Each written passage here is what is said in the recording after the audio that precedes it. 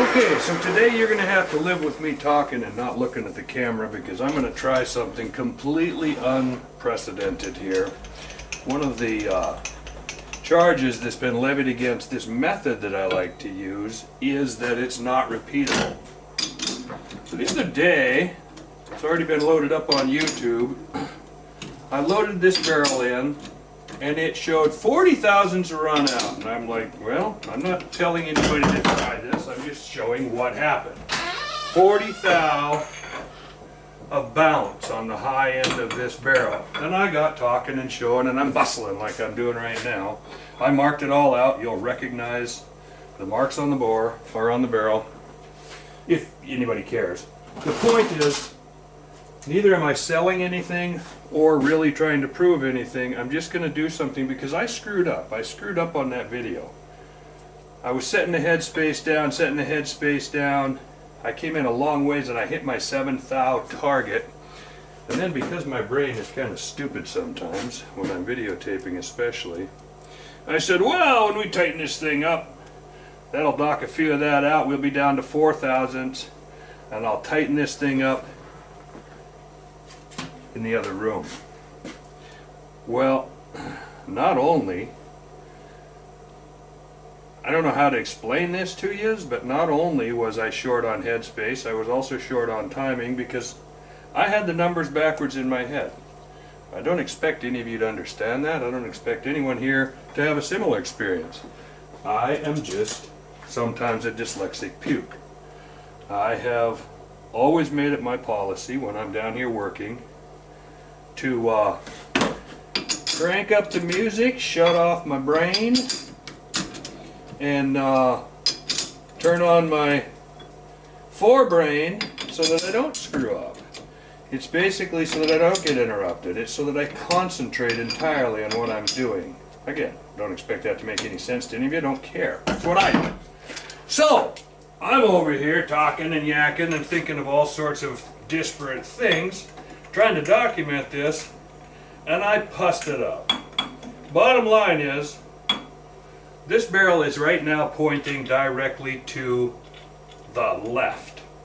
It's not where I wanted it. I'm indexing this one to run high within about, in this case, 10 degrees of a center line high. I haven't decided. I'm working on which side of center line I'm going to go for various ideas of my own. But suffice it to say, I've got it clearly marked, fore and aft. This is the last barrel, I believe, that was in here on video. I'm not sure. I've been working, fighting with inspectors, good old state workers. What a frickin' nightmare that's been. They've got, well over $100,000 worth of work shut down. And finally today on both job sites they came and said, we screwed up. We don't have a leg to stand on. There's nothing wrong. You guys can proceed. So today I've been doing nothing but scrambling to get concrete, get my jobs lined up, and I can go off on some kind of a righteous feeling indicated kick, or vindicated, but that's not what it's about. I decided for therapy, I'm done. Got concrete lined up for tomorrow. I am going to do something completely unprecedented. I'm going to dial this pig back in using a Gordy rod on sections of the board that I haven't even touched yet. This thing's had a lot of run out, and I averaged the run out in this area fore and aft of the throat.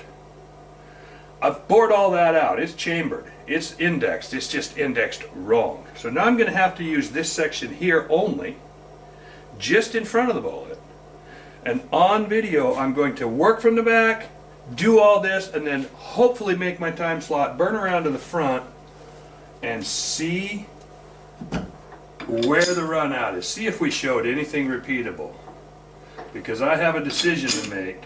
I'm probably going to reach, I have no big issue with pushing the chamber in further, because the way my pusher works, I don't have to find perfect linearity. It'll find linearity on its own, just like a reloading die does when it's doing its job. But for cutting the shoulder, what I'm going to do is find it with the Gordy rod, then check the back of the chamber, then check the front, check some numbers. I'm just going to document it and see what happens. What can I say? You saw I just put it in. It's just eyeballed between centers right now. Let's see what Gordy tells us. Sorry, Gordy, if this is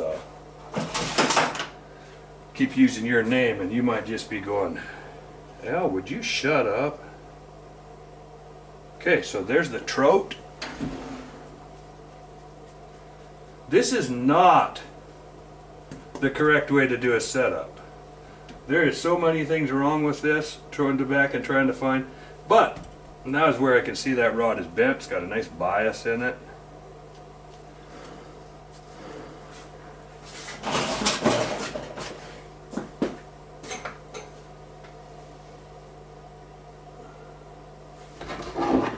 You're not going to be able to read or see any of this. You're just going to watch it happen if you're interested. I've got no time for camera angles. I'm going to be hard pressed to even come close to getting this to happen.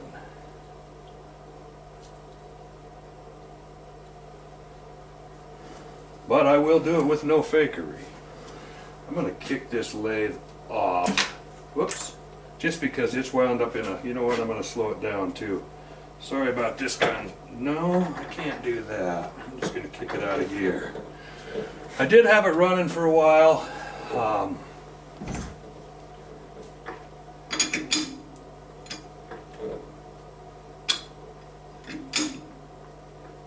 Hopefully the headstock is warmed up and repeatable.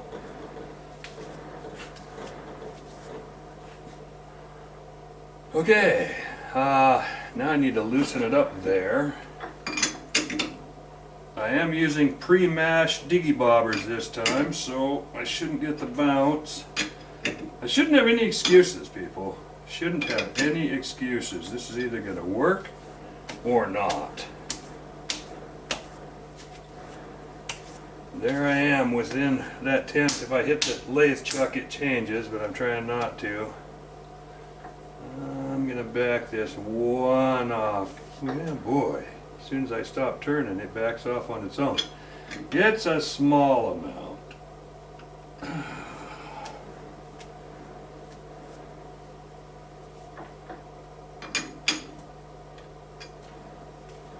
I made it worse, so come on, baby. I got a time block here. Racing the clock, racing the clock.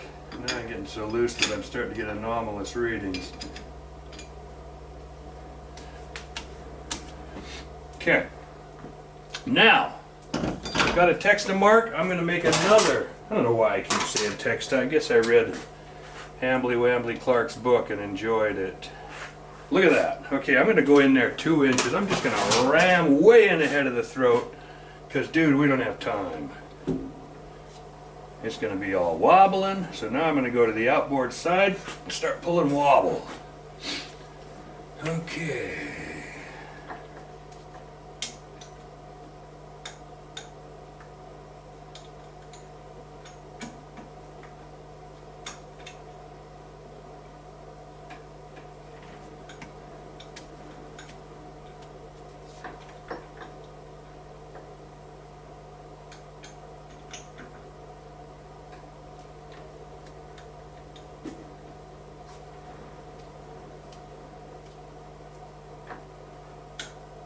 Hope I don't get crazy and go too far here.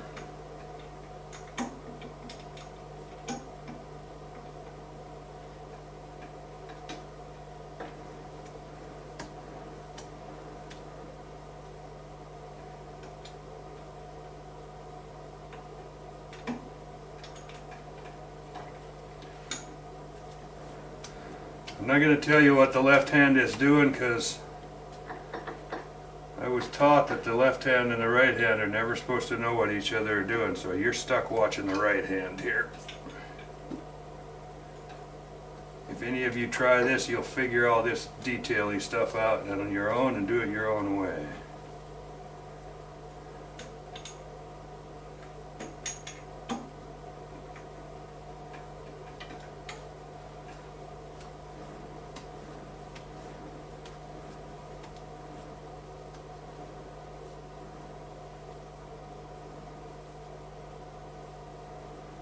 See, with this bore being crooked, I'm kind of taking a risk here. Well, with me saying this bore is crooked, you guys can all back off and say, who says the bore's crooked, you dork? And that is a valid viewpoint. Not here to argue with it.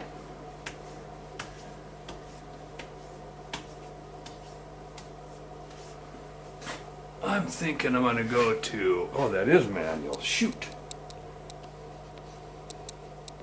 Well, maybe it was close to the right focal length.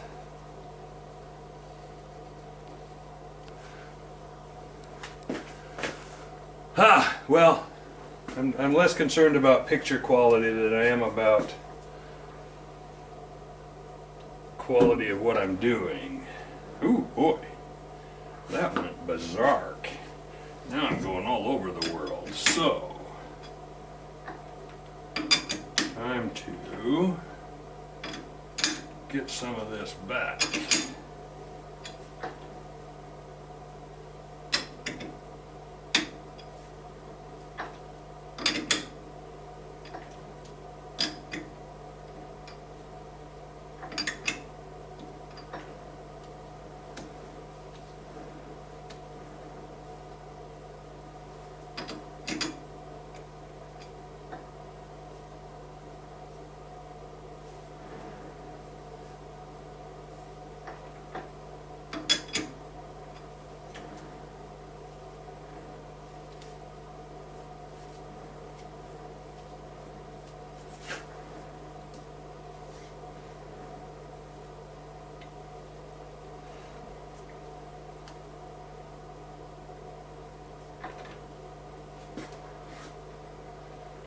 Yeah, that had enough motion. I ran into this last time. That had enough monkey motion that it actually messed up my swivel joint. If it's not within a thou or two, or less than a thou, that swivel joint will actually move far enough that it messes up my, so I just have to, it's just a back and forth thing. Not the end of the world, just a back and forth thing.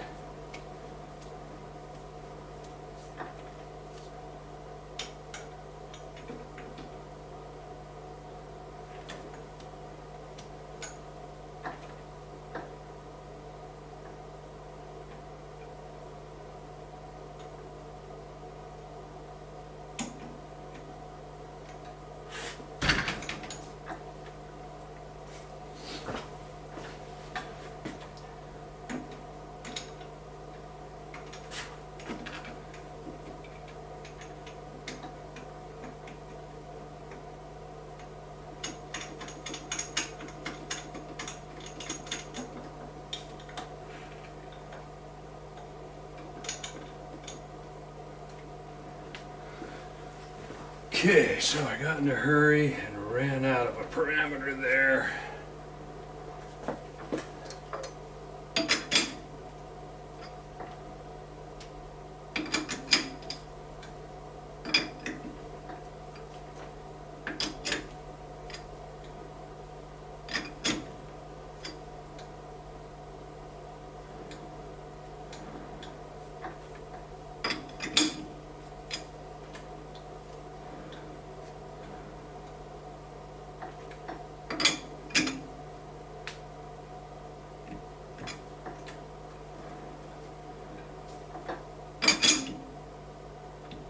Funny, it's actually cold out here in the shop and I'm sweating. This under pressure thing, trying to redo a barrel, it's already got a chamber in it, on the clock, it's got me burning away here. Okay, so back in.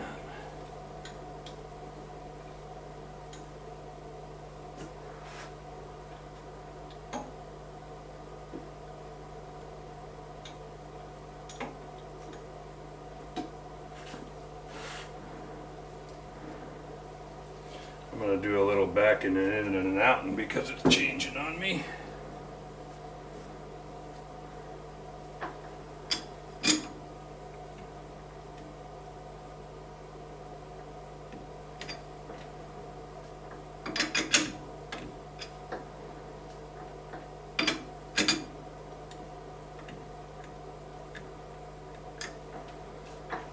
The trick here is, I normally do this with a seasoned in set of swivel pieces. The trick is always to have seasoned, ready to go swivelly pieces.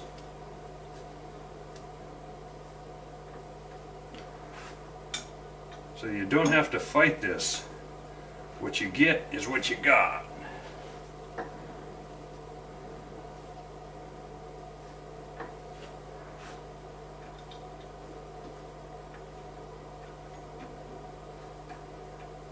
Come on to center.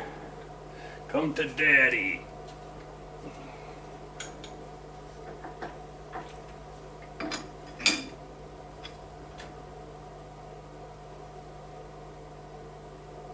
Oh, I just blew this. I just realized what I'm doing here. I just made a complete mistake. I did something without thinking.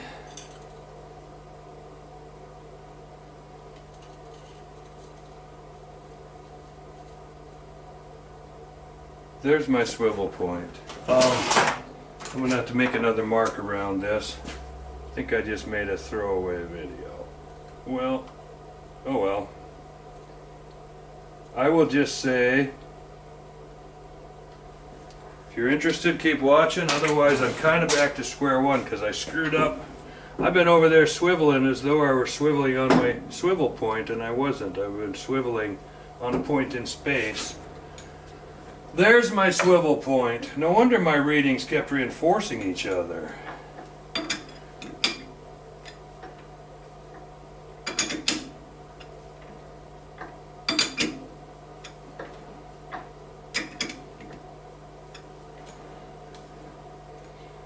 Now I'm going to have to go this way and this way.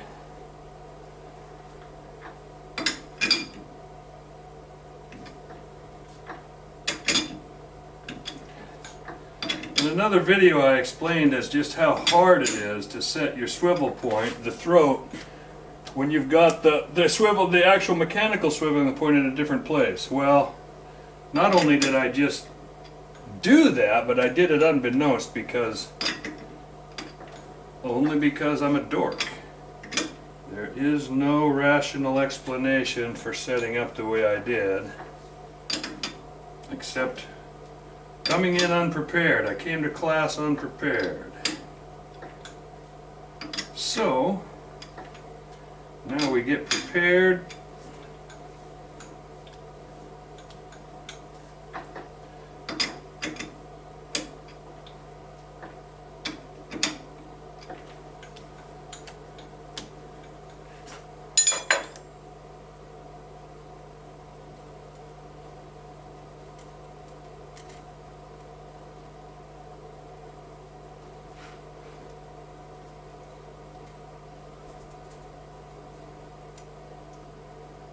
We see how far we can get in the short time allotted us.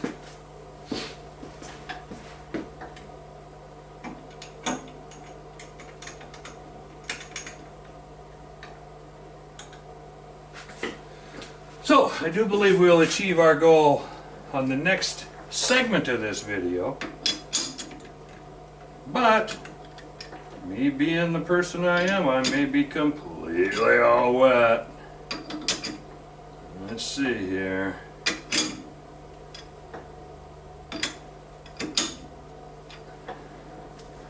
So there, we're back to where we've now got the swivel point good. Let me go in, check on the other side, got run out. Gonna call that coming past low.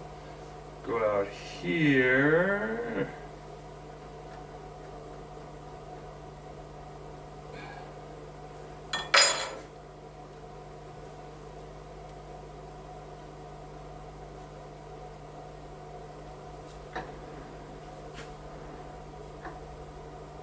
Going past high. Well, that checks. So, go back into here. Let's get this loosened up. Whoo, getting tight on time.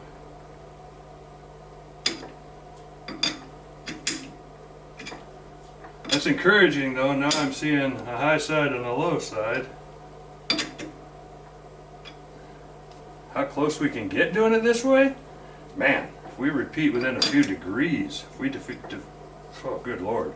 This is just a matter of finding the throat dead on and finding some semblance of a possible curvature in the bore.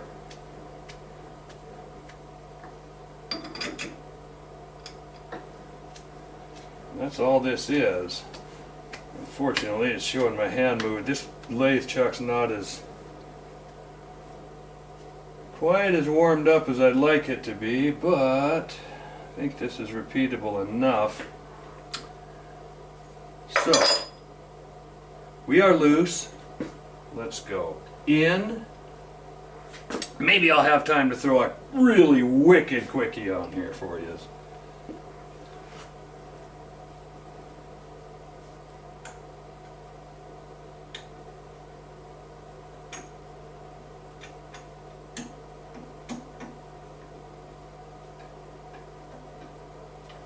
Let's go out.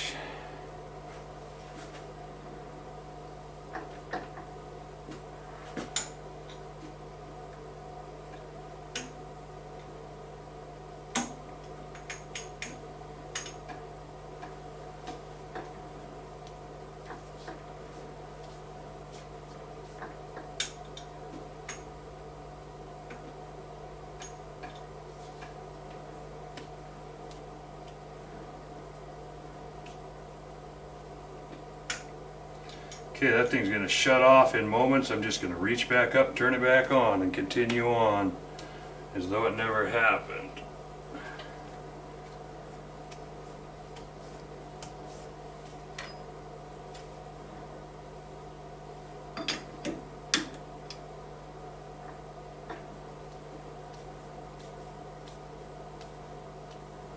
Boy, this indicator is extremely sensitive. This is one of them 0.0005 half a tenth indicator things, and it is definitely half a tenth indicating.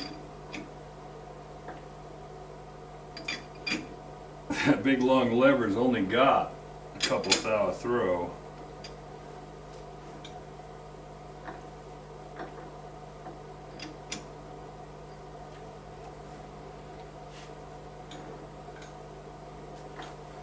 Okay, again, I'm going to try get this before that video cuts out. I'm going to try something truly goofy here.